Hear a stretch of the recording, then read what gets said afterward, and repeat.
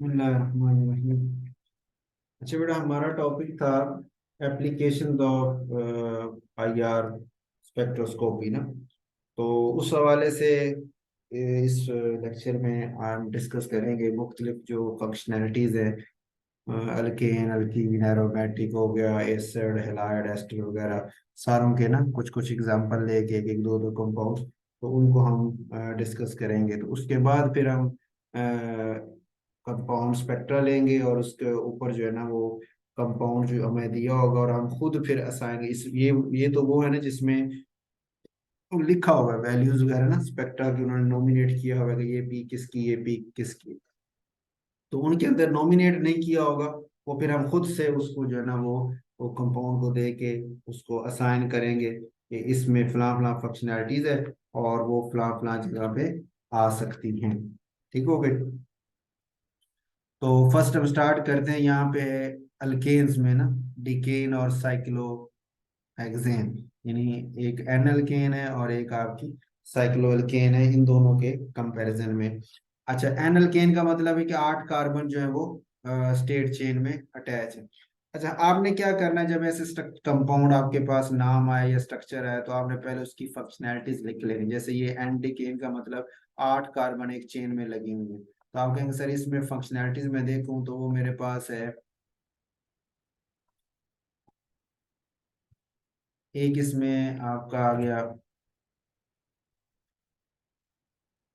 C H bond इसमें होगा, ठीक है। sp3 हाइब्रिडाइजेशन वाला ना, अल्केन वाला,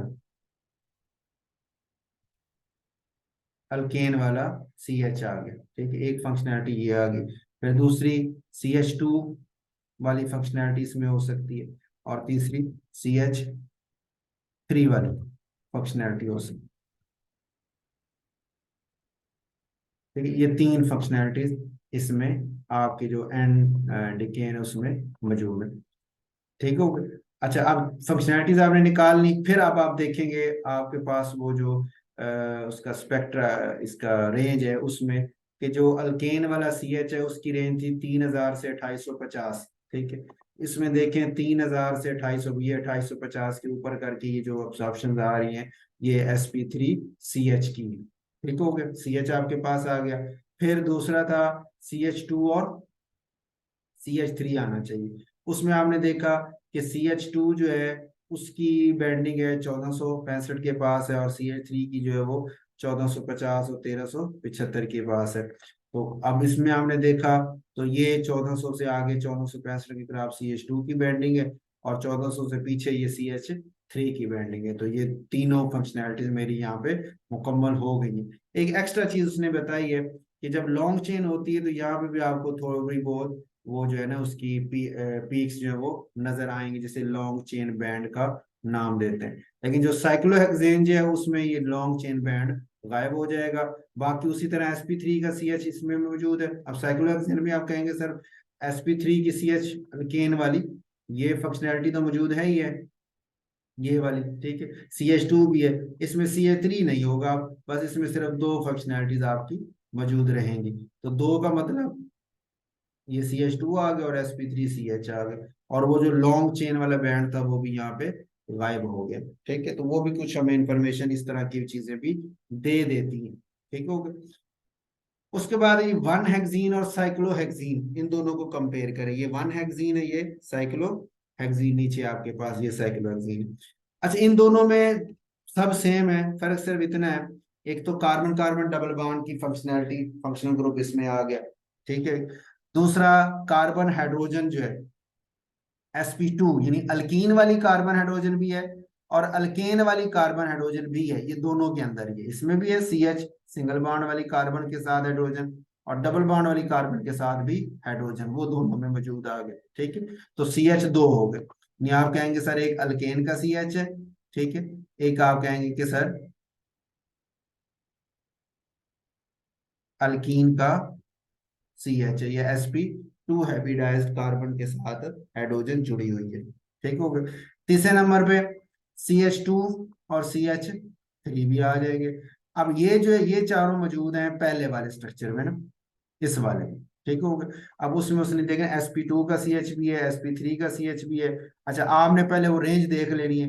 sp2 वाला जो CH था अल्कीन वाला, उसकी रेंज थी 3000 से 3100 से 3000 ना, इस रेंज में। तो आपने यहाँ देखा तो ये 3000 से आगे, ये 3000 से यहाँ पे तकरीबन बनेगा, उससे आगे जो है वो ये sp2 CH मौजूद है। और 2800 के पास करके वो sp3 वाला CH मौजूद है।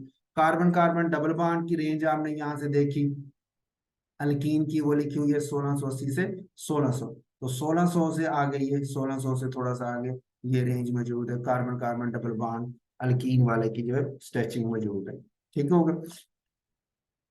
इसी तरह इसमें जाएंगे साइक्लोहेक्सीन में, तो sp2 CH भी आ गया, sp3 CH भी आ गया, CH2 की बेंडिंग। अच्छा, इसमें इस वाले में CH2 और CH3 भी दोनों मौजूद हैं, लिखा हुआ नहीं है लेकिन मौजूद दोनों वहां पे भी मौजूद हैं। ठीक है, ये देखें यहाँ पे ये CH2 है और ये CH3 है, क्योंकि इसके अंदर मौजूद थे तो वो दोनों के बैंड यहाँ इसने लिखे नहीं है, लेकिन उनके बैंड मौजूद हैं। ये नीचे वाले में CH3 तो अब है नहीं, CH2 ही है, तो ये CH2 का बैंड सिर्फ मौजूद है, बाकी CH3 यहाँ पे अब नहीं है। ठीक होगा। अच्छा, दूसरी एक और बात कि कार्बन कार्बन डबल बॉन्ड तो आया, इसमें तो बड़ी शार्प पीक आ रही है जो कोने के ऊपर है ना, उसके लिए। लेकिन जब ये सिस वाला साइक्लोहेक्सेन में कैटेगरी आई है, तो उसमें वो कार्बन कार्बन डबल बॉन्ड जो है वो स्ट्रेचिंग उसकी काफी कमजोर हो गई है, यानी पीक इतनी स्ट्रांग नहीं रही। ठीक है। अच्छा, एक तो ये भी हम आइडिया ले सकते हैं, ये पीक का स्ट्रांग होना और वीक होना कि किस किस्म की कार्बन कार्बन डबल बॉन्ड की पीक है। दूसरा एक और है विनाइल, ये विनाइल ग्रुप है ना, तो विनाइल ग्रुप की वजह से एक इस तरह के दो पीक्स आ जाती हैं, ये 1000 के पास, 800 से 1000 के दरमियान में, ये 900 से 1000 के दरमियान में। तो उसको हम विनाइल, ऊप का मतलब out of plane bending, out of plane bending, वो हमने पढ़ा था ना, आउट ऑफ प्लेन बेंडिंग दो तरह की थी। ठीक है, तो उन दोनों में से कोई भी एक हो सकती है। और ये जो है वो सिज है, तो सिज आउट ऑफ प्लेन बेंडिंग इस तरह की ये 700 के राउंड अबाउट आती है, तो वो भी हमें आइडिया दे सकती है। इसी तरह टू पेंटीन और सिस टू पेंटीन और ट्रांस टू पेंटीन को कंपेयर करें, अब देखें ना, फर्क सिर्फ सिस और ट्रांस का है, बाकी कोई फर्क नहीं। लेकिन स्पेक्ट्रा आप देखें तो स्पेक्ट्रा दोनों के बहुत मुख्तलिफ हैं। ठीक है, ये देखें ये। अच्छा, इसमें देखें ये वाला रीजन, तो वो और राउंड अबाउट ही है, कोई इतना खास फर्क नहीं नजर आ रहा आपको। sp2 CH और sp3 CH इसमें भी मौजूद है, sp2 CH और sp3S इसमें भी मौजूद है। 2800 से 3000 में भी और 3000 से 3150 में दोनों की वो पीक्स आ रही है। ठीक हो गया। अच्छा, इसमें फिर सिज और ट्रांस की वजह से फर्क है कि सिज की carbon carbon double bond stretching कुछ है और ट्रांस वाले की बहुत माइन्यूट हो जाती है, यानी ना होने के बराबर हो जाती है।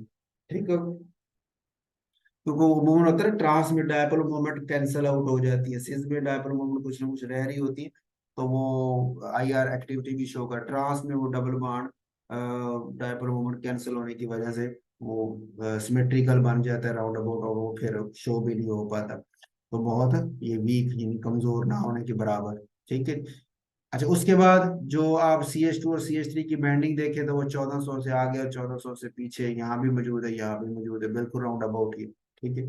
अच्छा, ट्रांस की आउट ऑफ प्लेन बैंडिंग जो 1000 के पास है, लेकिन इधर वो नहीं है, और सिज की आउट ऑफ प्लेन बैंडिंग 700 के राउंड अबाउट है, जो यहाँ पे नहीं है। तो ये जो हमने बात की थी ना 1500 तक, 1600 तक जो फिंगरप्रिंट रीजन है, अब देखना आगे आगे वाले इतना फर्क नहीं कर पा रहे, वो राउंड अबाउट ही है, लेकिन ये जो फिंगरप्रिंट रीजन है उसमें आप देखें इसमें कितनी पीक्स हैं, इसमें कैसे हैं, बिल्कुल एक दूसरे से मुख्तलिफ है।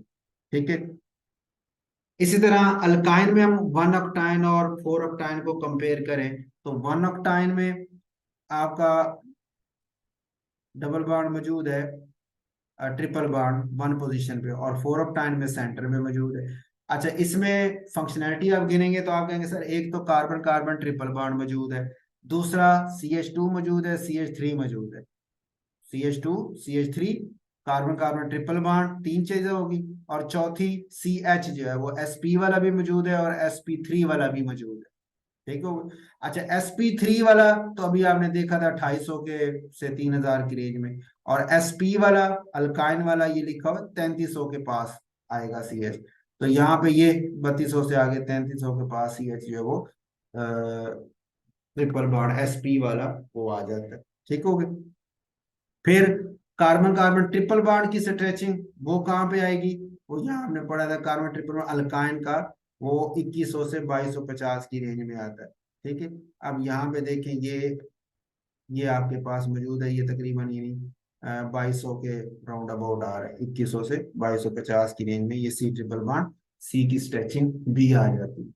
ठीक हो, और एक ये बेंडिंग भी ट्रिपल सी एच जो ट्रिपल बॉन्ड वाला सी एच, उसकी बेंडिंग जो है यहाँ पे आ रही है। बेंडिंग को तो हम इतना फोकस नहीं करते, हम इसी को देख रहे होते हैं। और इसी तरह 1400 के ये ऊपर नीचे CH3 और CH2 की पीक्स भी मौजूद हैं। ठीक हो गई। अच्छा, इसी तरह अगर आप 4 ऑक्टाइन को देखेंगे तो उसमें sp3 वाला CH तो है, sp वाला तो यार बस जहाँ CH है ही नहीं ना, वो गायब हो गई। अच्छा, कार्बन कार्बन ट्रिपल बॉन्ड भी नहीं आया, क्यों नहीं आया, कि ये ट्रिपल बॉन्ड जो है वो सिमेट्रिकल हो गया ना, इधर भी 4 कार्बन एक जैसी, इधर भी 4 एक जैसी, तो वो सिमेट्रिकल हमने बात की थी, जो सिमेट्रिकल बॉन्ड होता है उसमें वो डायपोल मूवमेंट चेंज नहीं हो रही होती, तो वो IR इनएक्टिव बन जाता है, तो ये IR में इसकी पीक नहीं आई। ठीक हो गए। बाकी CH2 और ये 1400 के राउंड अबाउट CH2 और CH3 भी मौजूद है, जो इस पी के अंदर रखे हुए हैं। ठीक हो गए। उसके बाद है अब ये एरोमेटिक सिस्टम जो है, जैसे मिथाइल बेंजीन और डाईथाइल बेंजीन है, इनको अगर मैं कंपेयर करूं तो उनमें हम कैसे डिफरेंस आ सकते हैं। जैसे मिथाइल बेंजीन है, एरोमेटिक सिस्टम है ना, अब इसमें आप कहेंगे सर CH3 की वजह से sp3 का CH भी है और sp2 का CH भी है। ठीक है, फिर कार्बन कार्बन डबल बॉन्ड भी है एरोमेटिक वाला इसके अंदर, और एक CH3 भी है। अब इधर देखें sp3 और sp2 दोनों मौजूद है। एरोमेटिक वाला आपको याद होगा वो भी 3000 से आगे था। ठीक है, इधर हमने रेंज पढ़ी थी, एरोमेटिक वाला जो CH है वो 3150 से 3050 की रेंज में। ठीक है जी, तो वो भी यहाँ पे ये मौजूद है। sp3 वाला CH भी मौजूद है। ठीक हो गया। एरोमेटिक का कार्बन कार्बन डबल बॉन्ड आपने पढ़ा था 1475 और 1600, ये 1600 1475, तो वो भी यहाँ पे ये मौजूद है। Carbon carbon double bond stretching ये 1400 1600 के दरम्यान में मौजूद है। ठीक है। अच्छा, अब ये CH3 देखेंगे तो ये 1400 से पीछे पी की हल्की सी आपको CH3 की भी नजर आ रही। अच्छा, इसमें अब देखें ना कि ये आपके पास सी मोनो सब्स्टिट्यूटेड है। अब एडिशनल एक चीज जो उन्होंने लिखी है कि ये मोनो सब्स्टिट्यूटेड की इस तरह की शक्ल होती है एरोमेटिक सिस्टम में, और मोनो सब्स्टिट्यूट की आउट ऑफ प्लेन बेंडिंग जो है वो यहाँ पे आ रही होती है 600 से 800 के दरमियान, तो ये भी हमें हेल्प कर सकती है। अच्छा, अब ये डाई सब्स्टिट्यूटेड जब होता है यानी आर्थो सब्स्टिट्यूटेड, तो आर्थो सब्स्टिट्यूट में देखें ये इसने बताया ये छोटी सी, ये 1800 के पास बड़ी छोटी सी पीक्स आती है। मेटा में थोड़ी सी बड़ी हो जाती है, पैरा में एक तो कम हो जाती है और थोड़ी बड़ी भी हो जाती है, तो आर्थो मेटा पैरा का फर्क पड़ जाता है। ये आर्थो डाई इथाइल है, ये मेटा डाई इथाइल है, ये पैरा डाई इथाइल। ठीक होगा। बाकी sp2 sp3 तो दोनों में मौजूद है, इधर भी मौजूद है, इधर तीनों में मौजूद है। ठीक है, इसी तरह एरोमेटिक का जो कार्बन कार्बन डबल बॉन्ड वाला है स्ट्रेचिंग है 1400 1600 के दौरान, यहाँ भी मौजूद है, यहाँ भी मौजूद है, और तीसरा आपका किधर है, ये यहाँ पे भी मौजूद है। ठीक हो, तो फर्क सिर्फ ये आर्थो मेटा और पैरा की सब्स्टिट्यूशन हो गया। इसी तरह आउट ऑफ प्लेन बेंडिंग को देखते हैं तो आर्थो की 800 के पास है, मेटा में 2 3 पीक्स आ रही है, पैरा में एक ही आ रही है, लेकिन 800 से जरा हाई वैल्यू के ऊपर आ रही है, तो इसकी बेस पे भी हम फर्क कर सकते हैं। ठीक हो गई। तो बात वही आती है कि ये एक माइन्यूट से जो उसने हमें बता दिया तो हमें पता चले ना, वैसे तो हमें आइडिया नहीं हो सकता, एक अननोन कंपाउंड अब आपके सामने, तो आपको क्या पता ये किसकी वजह से आ रही है। ठीक हो गई। तो इसलिए हम कहते हैं कि IR हमें फंक्शनल ग्रुप के बारे में इंफॉर्मेशन दे सकता है, लेकिन मॉलिक्यूल की स्ट्रक्चर या ज्योमेट्री के हवाले से हमें इंफॉर्मेशन ये नहीं देता।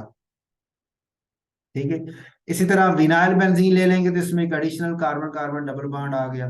ठीक है, अल्कीन वाला ना, तो अब सिर्फ इसमें sp2 के ही CH रह गए।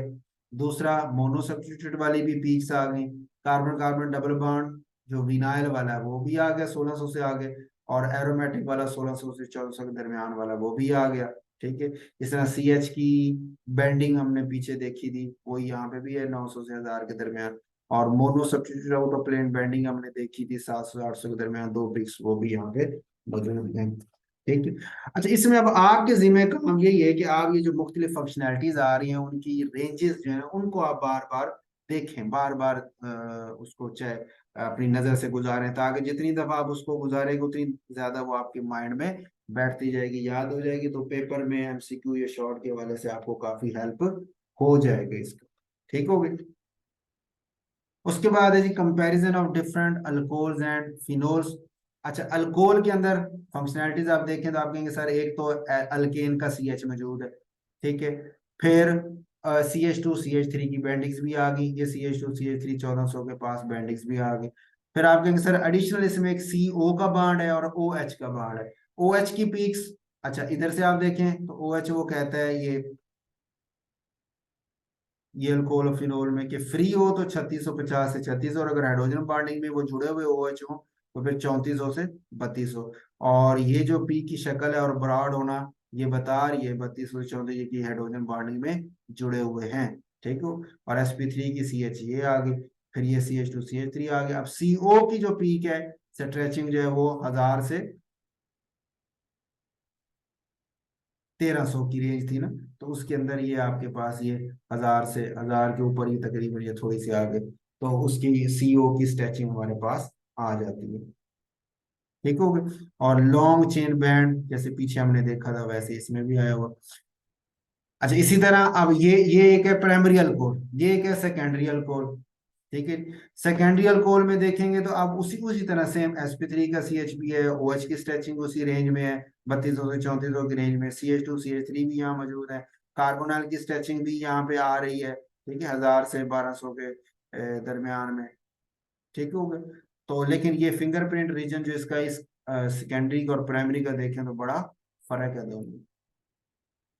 अच्छा इसी तरह फिनोल देंगे एरोमेटिक सिस्टम वाला, तो उसमें अब carbon carbon double bond aromatic वाला आ जाएगा 1400 से 1600 के दरमियान, ठीक है जी, वो भी आ गया।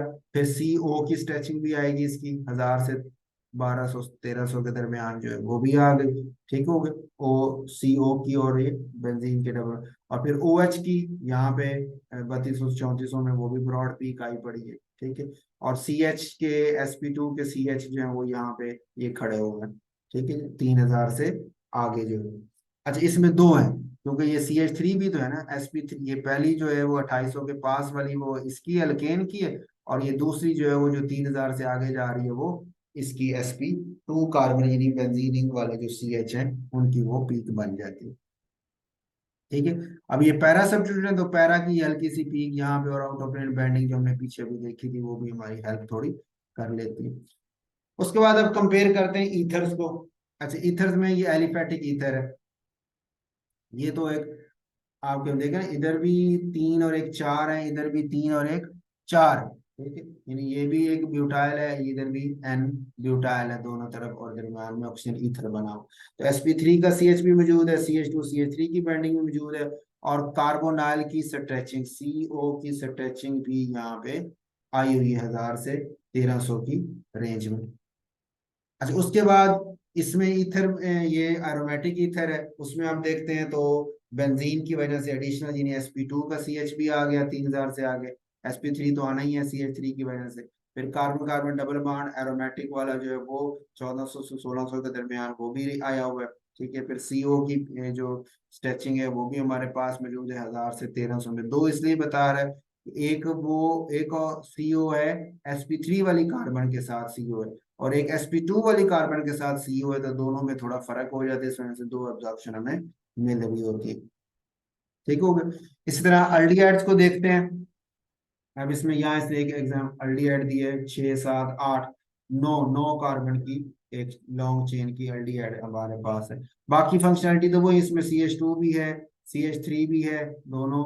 फिर उसके बाद कार्बोनाइल की स्ट्रेचिंग भी है। अच्छा अल्डिहाइड की कार्बोनाइल की स्ट्रेचिंग आपने देखी थी, वो मौजूद थी ये 1740 से 1720, ठीक है। तो यहाँ पे ये 1700, यहाँ 1740 1720 इस रेंज में ना 1700 से आगे जाके बनती, तो ये कार्बोनाइल की स्ट्रेचिंग भी मौजूद है जो अल्डिहाइड का मुझे हिंट दे रही। दूसरे अल्डिहाइड के हिंट क्या था, उसके अंदर CH मौजूद है जिसकी दो पीक्स आती है, ठीक है।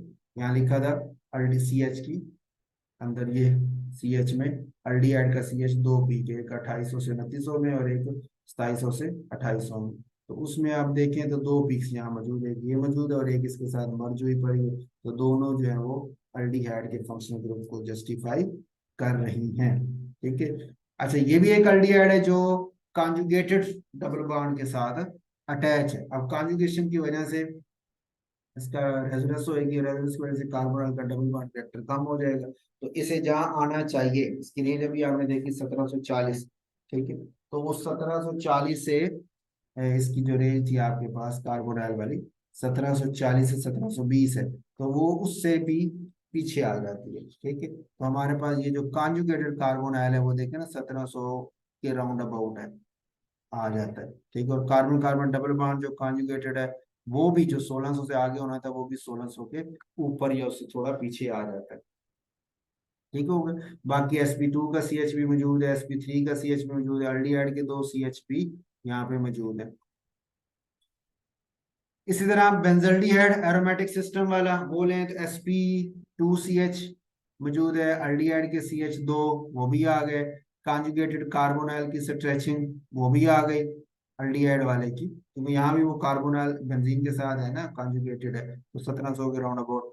और aromatic carbon carbon double bond की जो पीक्स है 1400 1600 के दरमियान वो भी आ गई। ठीक है, इस तरह ये हमारा फंक्शनल ग्रुप भी इसमें सारे जस्टिफाई हो जाते हैं। अच्छा, इसमें भी दो पीक्स जो आ रही हैं एल्डिहाइड्स की, वो हमने पीछे बात कर रहे थे कि फर्मी रेजोनेंस की वजह से कि कार्बन जो सी एच है तो एक ही, लेकिन एक इसकी यहाँ स्ट्रेचिंग है, दूसरी इसकी बेंडिंग की ओवरटोन है, किसकी, इसी की बेंडिंग यहाँ पे आती है इस रीजन में, तो वो उसकी ओवरटोन यहाँ पे आती है। उस ओवरटोन का और फिर इसकी स्ट्रेचिंग का आपस में कम्बिनेशन होता है, यानी फर्मी रेजोनेंस में वो आपस में कंबाइन करते हैं, जिसकी वजह से वो फिर हमें दो पीक्स ऑलमोस्ट बराबर इंटेंसिटी की मिल जाती है। वरना ओवरटोन आपको पता बहुत हल्की होती है और एक स्ट्रेचिंग जो है उसके मुकाबले में बहुत ज्यादा स्ट्रॉन्ग पीक होती है। कीटोन्स को कंपेयर करें, अच्छा कीटोन्स में आप कहेंगे सर sp3 का CH भी यहाँ मौजूद है, CH3 भी मौजूद है, उसकी पीक भी 1400 से पीछे आ गई। लेकिन कीटोन में कार्बोनाइल की जो पीक आती है वो यहाँ पे, ये आपके पास रेंज तो थी ना 1725 से 1705, कीटोन 1725 से 1705 की रेंज थी। ठीक है, तो वो उस रेंज में कार्बोनाइल भी आ गया और वेरी स्ट्रॉन्ग पीक भी है।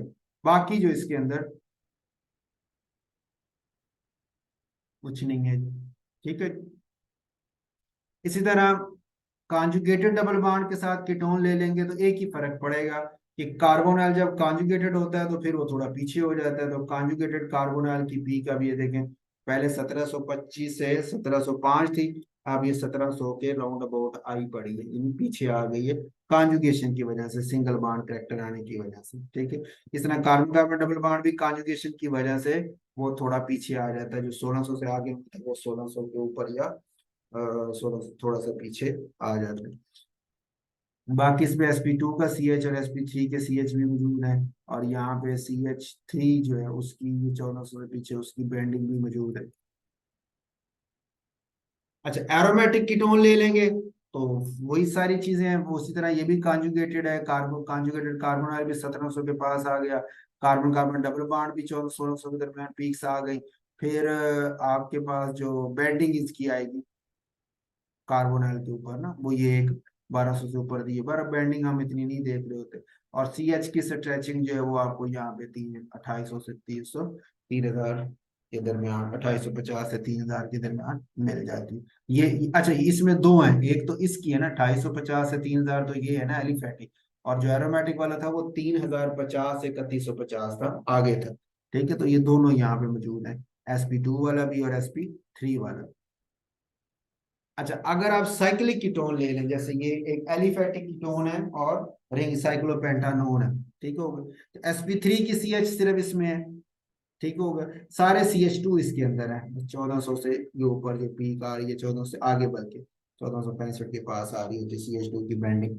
अच्छा, कार्बोनाइल जिसके अंदर मौजूद है स्ट्रेचिंग वो इसकी है, देख ले, अब ये पूरी फुल फ्लैज अपना मौजूद है, जो उसकी रेंज थी ना 1725 से 1705 उसी के अंदर ये मौजूद है। ठीक हो गया, तो बाकी इसमें और कोई खास इसमें पीक नहीं होती। इसी तरह अब ये एक और ये है एनहाइड्राइड, बल्कि सॉरी कीटोन ही है, कीटोन है, डाई कीटोन ना, दो कार्बोनाइल है दरमियान में CH2 के साथ है। अच्छा, इनमें अब वो कीटो इनोल फॉर्म आपने पढ़ी हुई है, तो वो टाटोमरिज्म की वजह से वो बन जाती है, और एक रिंग टाइप ये स्ट्रक्चर इस तरह हाइड्रोजन बॉन्डिंग वगैरह शो करके वो बना लेते। इस वजह से इसकी जो पीक आती है वो फिर वैसे नहीं रही ना। अब देखो ना, इसमें OH आना चाहिए, OH है सही, लेकिन इतना प्रोमिनेंट नहीं है, क्योंकि वो इस टाटोमरिज्म की वजह से कभी उधर कभी उधर, तो चूंकि फिक्स नहीं है, तो इस वजह से OH की स्ट्रेचिंग है जरूर, लेकिन बहुत वो कम इंटेंसिटी के साथ है। इसी तरह जो CH की स्ट्रेचिंग है वो भी यहाँ पे मौजूद है, 250 से 3000 के दरमियान, लेकिन उनकी इंटेंसिटी भी बहुत कम है। ठीक है। फिर कीटोन का जो कॉन्जुगेटेड कार्बोन आयल है उसकी इंटेंसिटी कितनी कम हो गई है, क्योंकि वो इस टाटोमरिज्म की वजह से और फिर इस तरह रेजोनेंस इसकी ये इंटरमॉलिक्यूलर फोर्सेस की वजह से उसकी इंटेंसिटी कार्बन आयल की बहुत ज्यादा कम हो गई। तो 1700 पे आ गया है, कॉन्जुगेशन की वजह से 1700 पे आ गया है, 1725 1705 था, अपनी रेंज से पीछे आ गया कॉन्जुगेशन की वजह से। ठीक है जी। और इसी तरह जो ये वो बता रहा है कीटो का जो कार्बन है ना, ये कीटो है, और जो इनोल वाला कार्बन है, ये इनोल वाला C डबल बॉन्ड C वाला, या कार्बोनाइल को कह रहे हैं, यानी यही कार्बोनाइल हो जो कभी इनोल फॉर्म में जा रहा है और कभी नहीं जा रहा, तो उसकी वैल्यू आ रही है 1600 के राउंड अबाउट। ठीक है। और एक जो कीटो है, जो है कीटोन की शक्ल में रहा है लेकिन कॉन्जुगेशन में है, इसलिए ये थोड़ा सा कम हुआ है अपनी रेंज से। और वो जो बिल्कुल ही सिंगल बॉन्ड हो जाता है और फिर कभी डबल बॉन्ड हो जाता है, वो तो बहुत ज्यादा पीछे, यानी 1600 तक उसकी वैल्यू आ जाती है। बाकी इसमें CH3 जो है वो 2 भी मौजूद है। अगर अच्छा CH2 के चांसेस भी चूंकि कम है, तो उसकी पीक भी बहुत कम इंटेंसिटी के साथ है, और CH3 की जो है वो भी कम इंटेंसिटी के साथ ही मौजूद है यहाँ। ठीक हो गए। अच्छा, इसी तरह कार्बोक्सिलिक एसिड्स को कंपेयर करें, तो एसिड्स में हमारे पास अब कार्बोनाइल के साथ OH, ये एक यानी अलग से आपके पास कैटेगरी आ जाती है। तो ये कार्बोनाइल है। ठीक है। और साथ OH मौजूद है। अब इसको आप देखेंगे तो आप एक तो एसिड का कार्बोनाइल मेन फंक्शनल ग्रुप देखेंगे, और उसकी रेंज आपने पढ़ी 1725 से 1700 के दरमियान, तो ये यहाँ पे कार्बोनाइल आ गया। अच्छा, आप कहेंगे सर ये कीटोन भी तो हो सकता है, लेकिन फिर जब मैंने साथ देखा कि OH की पीक भी वहां पे मौजूद है, तो फिर मैंने कहा कि नहीं, कार्बोनाइल के साथ OH का होना, ब्रॉड पीक का होना, क्या बता रहा है कि ये एक कार्बोक्सिलिक एसिड ही है। ठीक हो गए। फिर इस तरह CO की स्ट्रेचिंग जो है वो 1000 से 1300 की रेंज में वो भी आ गई। ठीक हो गए। इसी तरह ये एक एरोमेटिक एसिड है, उसको देखेंगे तो एरोमेटिक में बाकी सब तो वही है, OH की स्ट्रेचिंग भी आ रही है, CH की स्ट्रेचिंग भी आ रही है, फिर उसके बाद कॉन्जुगेटेड कार्बोनाइल भी आ रहा है। कॉन्जु एरोमेटिक जो कार्बन कार्बन डबल बॉन्ड था, वो आपका ये 16 14 16 के दरमियान वो भी आ रहा है। ठीक है, एरोमेटिक बेंजीन की वजह से। तो मेन फंक्शनल ग्रुप्स आपके वैसे ही मौजूद है इसमें। अच्छा, अब एस्टर्स में आएंगे तो क्या फर्क पड़ेगा, कार्बोनाइल के साथ OH गायब हो जाएगा, सिर्फ CO आएगा। अब देखो ना, कार्बोनाइल तो हमने ले लिया, उसकी रेंज थी 1730 से 1750, ये एस्टर की 1750 से 1730, ये रेंज है इसकी एस्टर की, कार्बोनाइल की। तो कार्बोनाइल तो ये काफी 1800 के पास ही आ रहा है, तो ये मुझे बता रहा है कि ये एस्टर का लग रहा है। फिर साथ OH भी नहीं मौजूद है। ठीक है। और CO की रेंज में भी पीक्स यहाँ पे आ रही है। ठीक है, 1000 से 1300 की रेंज में, तो CO भी मौजूद हो गया, कार्बोनाइल भी हो गया, और उधर से CH sp3 जो है उसकी भी पीक आई हुई है। तो एस्टर का हम आइडिया ले सकते हैं। इसी तरह कार्बन कार्बन डबल बॉन्ड हो, यही एस्टर है, लेकिन कॉन्जुगेटेड सिस्टम के साथ एस्टर है, तो कॉन्जुगेटेड कार्बोनाइल फिर पीछे आ जाएगा, जाहिर बात है, वो जो 1730 से 1750 की रेंज है, तो 30 से भी थोड़ा पीछे आ जाएगा, तो ये उससे पीछे रेंज में आ गया। फिर कॉन्जुगेटेड कार्बन कार्बन जो डबल बॉन्ड है वो भी 1600 के राउंड अबाउट आ गया, जिसमें 1680 के दरमियान होना था, वो भी थोड़ा पीछे आ गया। ठीक है। और CO की स्ट्रेचिंग 1000 से 1350 में वो भी मौजूद है। ठीक है। इसी तरह CH सिंपल जो स्ट्रेचिंग है, यहाँ पे sp2 हाइब्रिडाइजेशन वाली भी है और sp3 वाली भी है, तो दोनों की स्ट्रेचिंग भी यहाँ आ जाती है। अच्छा, इसी तरह कॉन्जुगेटेड सिस्टम ये था कार्बोनाइल के साथ, ये कॉन्जुगेटेड है ऑक्सीजन के साथ, डबल बॉन्ड लगाया हुआ कार्बोनाइल के साथ नहीं, तो कार्बोनाइल तो वैसे ही आ गया ना, तो वो अपनी नॉर्मल जो उसकी रेंज है 1730 से 1750 वो वहीं पे आया। ठीक है। और जो कार्बन कार्बन डबल बॉन्ड है वो भी अपनी नॉर्मल पोजीशन के राउंड अबाउट ही आया, 1600 से आगे जो 1600 1680 की रेंज में उसने आना था। ठीक हो गया। अच्छा, सीओ की स्ट्रेचिंग हमारे पास जो है वो यहाँ पे दो बन जाती है, एक ये सीओ कार्बोनल की तरफ से, एक ये सीओ इस कार्बन कार्बन डबल बॉन्ड की तरफ से। ठीक हो। तो वो उसकी वजह से डिफरेंट यूनिफॉर्म इनकी इसकी इलेक्ट्रोनेगेटिविटी उसकी नेगेटिविटी डिफरेंट होने की वजह से, तो फिर हमारे पास ये दो कार्बोनाइल की जो सीओ की स्ट्रेचिंग है वो दो आ रही है। ये सीओ और कैटेगरी का, ये सीओ और कैटेगरी का, तो इसलिए दो स्ट्रेचिंग हमारे सामने आ जाती है। तो ये मेन इसमें ये तीन बन जाती है। इसी तरह एरोमेटिक एस्टर लेंगे तो उसमें एडिशनल आपकी सिर्फ वो एरोमेटिक वाला कार्बन कार्बन डबल बॉन्ड जो 1400 1600 के दरमियान आता है, बस वही होगा। बाकी इसमें सारी आपकी पिक्स वैसे की वैसे मौजूद आएंगी। ठीक है। और लास्ट में एरोमेटिक एस्टर जो है उसी को ही हम देखें जो आर्थो पोजीशन पे और आपस में भी इस तरह हाइड्रोजन बॉन्डिंग वगैरह में इन्वॉल्व हो जाता है, तो फिर इस इन्वॉल्वमेंट की वजह से कार्बोनल की जो डबल बॉन्ड है वो तो अफेक्ट होगा ना हाइड्रोजन बॉन्डिंग वगैरह की वजह से। तो उसमें हमारे पास देखें ना, ओ एच की पीक भी ब्रॉड सी आई हुई है, सी एच की पीक भी आई हुई है, sp3 वाला और sp वाला दोनों की। अच्छा, उसके बाद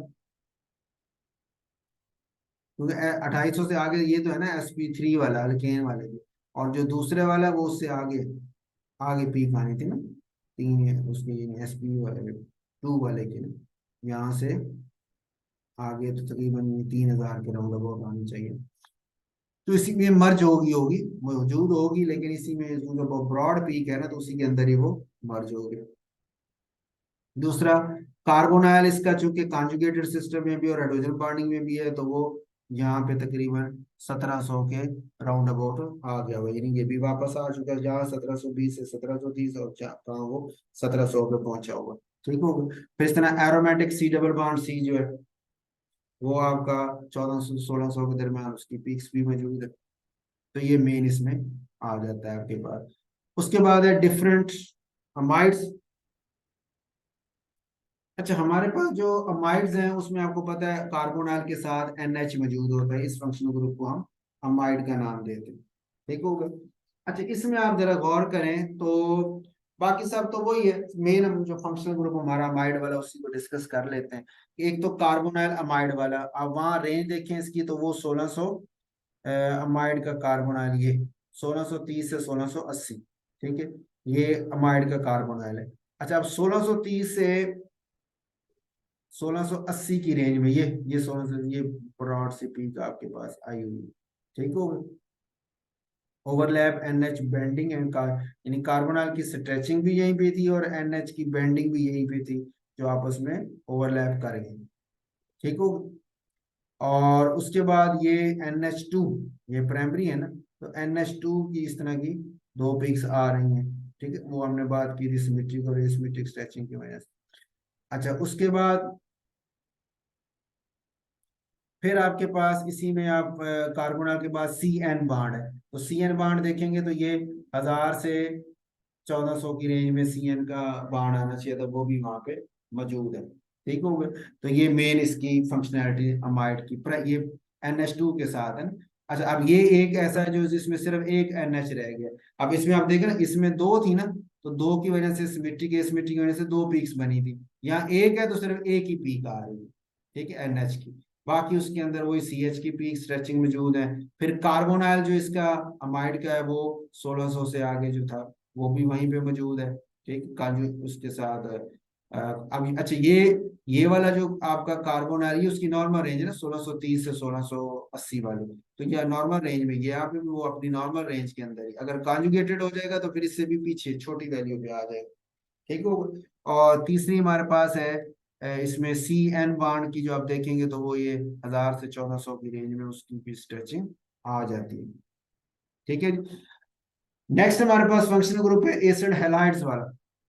अच्छा, एसिड हैलाइड किसे कहते हैं कि कार्बोनाइल के साथ हाइड्रोजन जुड़ा हुआ हो। ठीक है।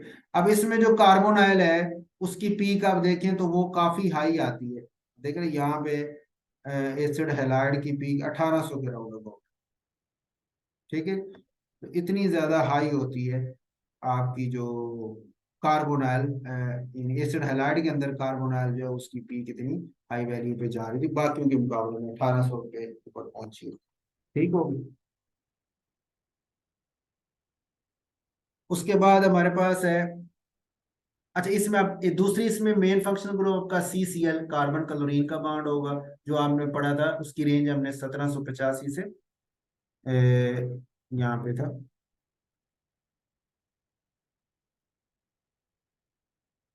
ये 785 से 540 की रेंज में। तो वो 785 से 540 की रेंज में ये आपके पास सी सी एल बॉन्ड उसकी भी आ जाती है, ये 600 के राउंड अबाउट आई हुई। तो दो इसमें मेन कार्बोनाइल और सी सी एल वाला, वो दोनों यहाँ पे आए हुए हैं। बाकी वो सी एच की स्ट्रेचिंग भी वहाँ मौजूद है, 250 के राउंड अबाउट आई हुई।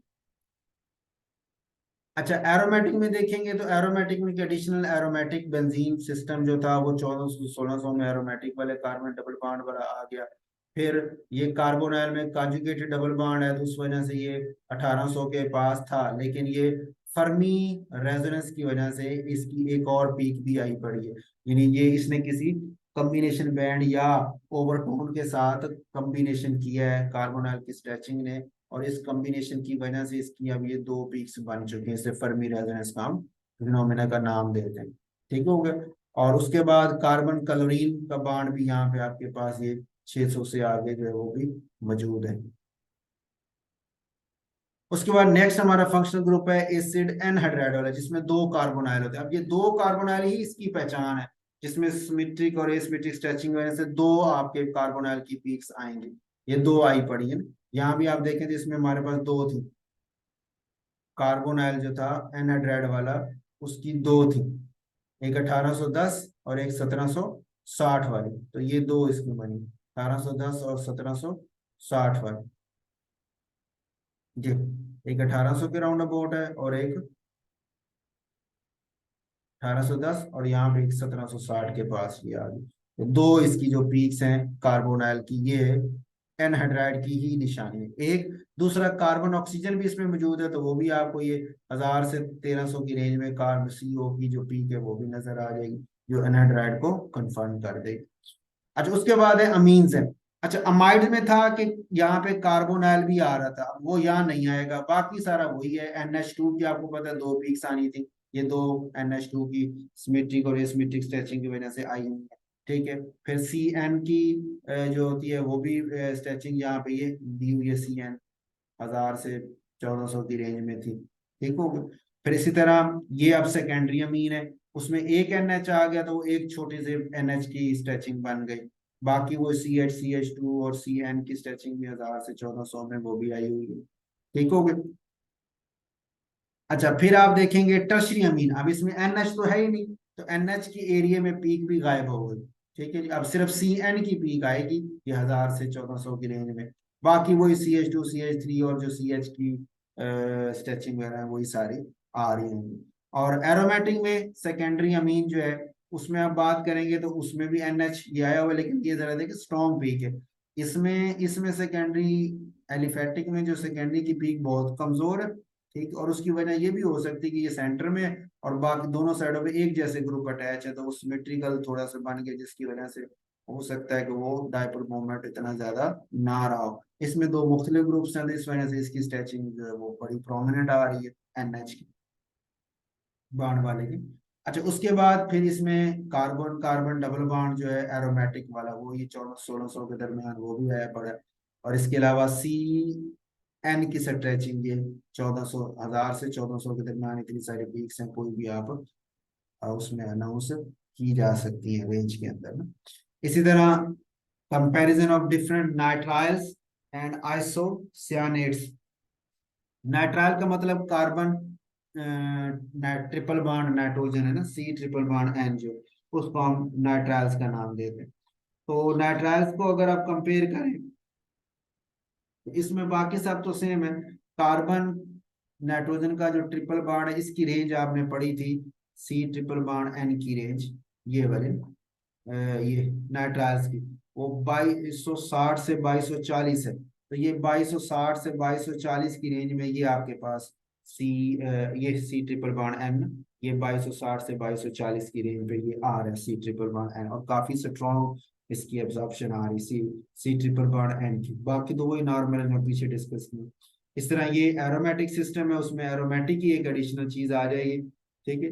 हाँ, दूसरा ये भी फर्क पड़ेगा क्योंकि ये ट्रिपल बॉन्ड एलिफेटिक के साथ है, ये इस बेंजीन के साथ है, तो कॉन्जुगेशन में आने की वजह से ये थोड़ा पीछे आएगा, ये थोड़ा आगे होगा, बड़ी वैल्यू पे होगा, और ये कॉन्जुगेशन में थोड़ा पीछे हो जाएगा, छोटी वैल्यू पे चला जाएगा। और एरोमेटिक जो कार्बन कार्बन डबल बॉन्ड है वो 1400 से 1600 में, ये एडिशनल बेंजीनिंग की वजह से वो भी आया हुआ है। ठीक हो गया।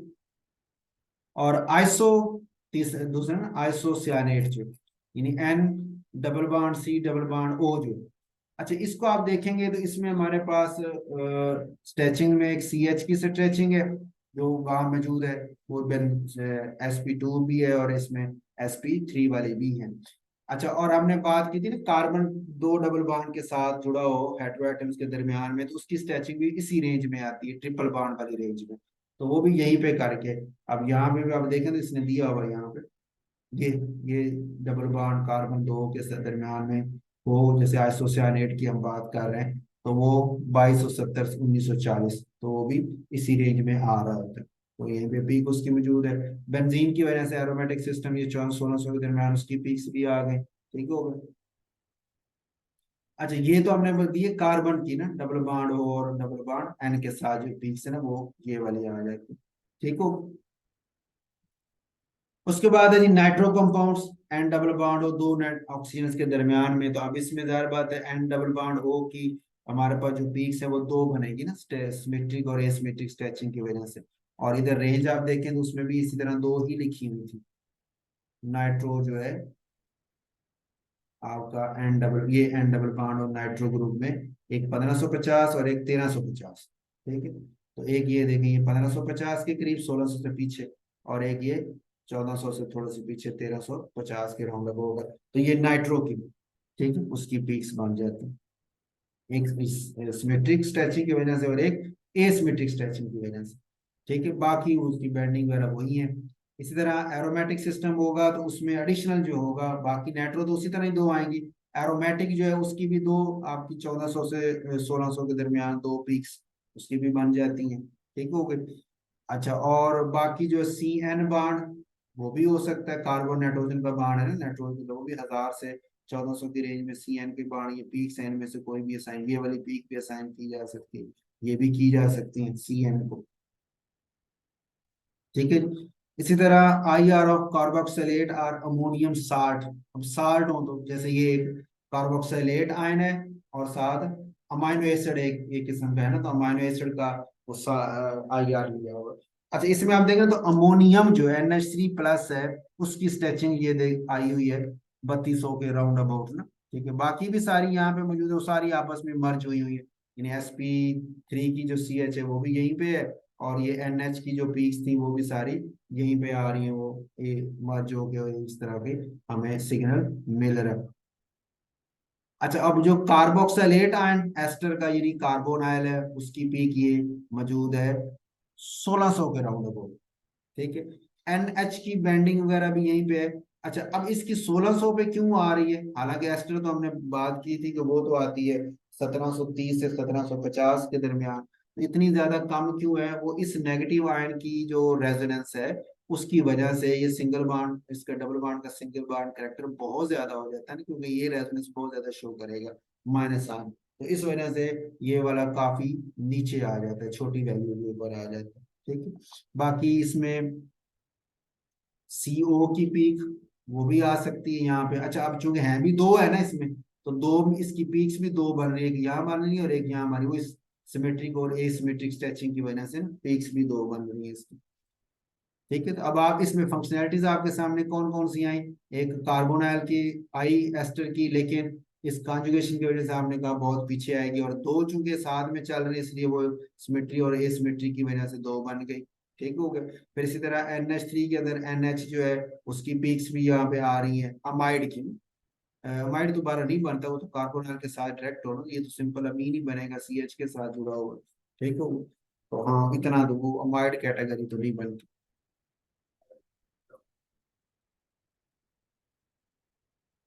अच्छा, उसके बाद है जी कंपैरिजन ऑफ सल्फर कंपाउंड्स। ये सल्फर और थायोल कोल वगैरह जैसे एस एच, इसमें अब एस एच की पीक हमारे पास इधर दी हुई है, स्ट्रेचिंग एस एच की। ये मरकेप्टन्स या मरकेप्टो ग्रुप भी कहते हैं ना इसको, एस एच को, वो 2550 के ऊपर दी हुई। तो 2550 के ऊपर ये इसकी रेंज यहाँ पर एस एच की आ जाती है। बाकी सारी स्ट्रेचिंग वही है, एरोमेटिक स्ट्रेचिंग भी यहाँ दी हुई। ठीक हो गया। हाँ, एक सी एस की पीक भी बन सकती है। अच्छा, वो देखें कार्बन और सल्फर की पीक ना, अगर इसने यहाँ लिखी हो तो सी एस की पीक यहाँ नहीं लिखी। हाँ, इस टेबल में नहीं दी। सी एस की पीक वैसे आती है यहाँ पे करके ना 600 के राउंड में, जैसे ये छोटी सी वैल्यू है, ये इसकी सी एस की हो सकती है पीक में, यानी 650, 600 और 700 के दरमियान पे आ रही होती है सी एस, कार्बन और सल्फर बॉन्ड जो है उसकी पीक। अच्छा, उसके बाद sulfonyl chloride, benzene sulfonyl chloride को देखें तो सी एच स्ट्रेचिंग तो होगी sp2 वाले की। ठीक है। फिर सल्फर और एस डबल बॉन्ड ओ की दो है ना, तो एक स्ट्रेचिंग और स्मिटिक की वजह से दो आएंगी ना, एक 1400 और एक, तो यहाँ पे उसने वैसे रेंज जो दी थी उसमें दो थी। एक उसने लिखा था 1375 से 1300, और एक कहा था 1350 से 1140, दो बने, यानी एक 1350 से पीछे, एक 1350 से आगे। तो यहाँ पे हम देखें तो ये 1300 से पीछे 1200 के राउंड अबाउट, और एक 1400 के राउंड अबाउट है। दो पीक्स इसकी बन रही है एस डबल बॉन्ड हो। और एरोमेटिक की कार्बन कार्बन डबल बॉन्ड वो 1400 से 1600 के दरमियान वो भी आई पड़ी है पीक्स। अच्छा, इसी तरह अगर ये, अच्छा ये तो सल्फोनाइल क्लोराइड था। सल्फोनाइल, सल्फर दो ऑक्सीजन, ये सल्फर के साथ तीन ऑक्सीजन, तो यहाँ फंक्शनल ग्रुप में लिखा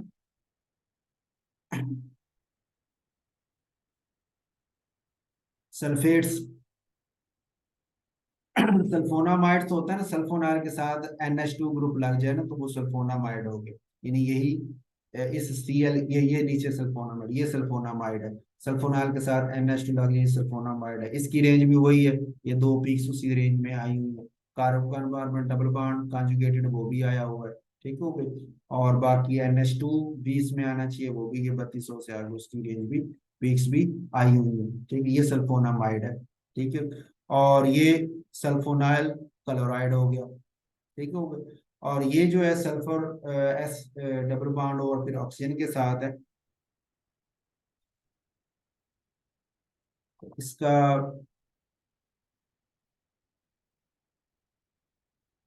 ये क्लास इसकी बन जाती है जी। ये जो आपका ना सल्फोनेट एस्टर ना, यहाँ वैसे लिखे सल्फेट तो चार होते हैं ना ऑक्सीजन के, उसके साथ सल्फर के साथ जुड़ी हुई, तो सल्फोनेट एस्टर जो है ना वो इस कैटेगरी में आ जाता है। तो वो बार यहाँ नाम नहीं लिखा, लेकिन रेंज उसकी जो ना की वो राउंड अबाउट वही बनती है, जैसे ये ना 1200 के पे और वो 1400 के राउंड अबाउट, दोनों उसी की पीक्स वैसे ही आई हुई। ठीक हो।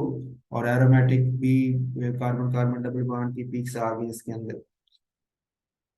ठीक हो गया। तो ये एक जनरल ओवरव्यू आपको दिया है मुख्तलिफ फंक्शनल ग्रुप्स में मुख्तलिफ बॉन्ड्स को, मैंने बार बार टेबल को शो किया है, ताकि आप जो है ना वो टेबल से उसको बार बार कंसल्ट करके उनकी वैल्यूज को, रेंजेस को थोड़ा सा ना माइंड में बिठाने की कोशिश करें।